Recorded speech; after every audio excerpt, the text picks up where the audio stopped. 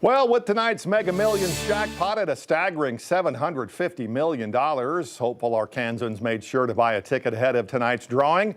5 News reporter Juliana Clipsom spoke with some who are hoping Lady Luck will be on their side. Never know unless you buy a ticket. Why not? If the numbers fall just right, someone will claim the $750 million jackpot prize.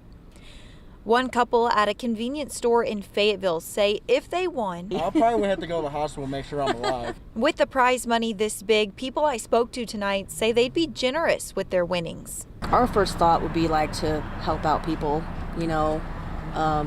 invest in it and stuff like that. Just to, of course, retire from ever working again.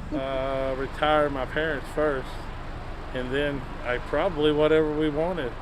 Whatever you wanted, whatever he wanted, whatever everybody wanted. And when asked, what do you think your chances are? Slim to none, but the slim part still looks good. The odds of winning is like rare, really rare.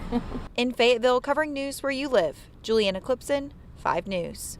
If you're wondering, the odds of winning this jackpot plus the mega ball is pretty steep. 1 in 302 million.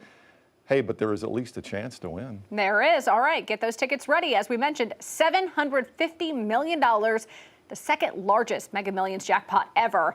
Here's a look at tonight's winning numbers. They are 12, 43, 11, 3, 38, and that mega ball of 15. Again, 12, 43, 11, 3, 38, and 15. Let's hope someone won, but if they didn't, there will also be a chance to try tomorrow night with Powerball. That jackpot right now sitting at $640 million. My guess is it grows between now and then. And if no one wins tonight, Mega Millions drawing again then happens, next week on Tuesday, right? Tuesday. It's coming up, and you'll be able to check yeah. all those numbers right here on your 5 News at 10.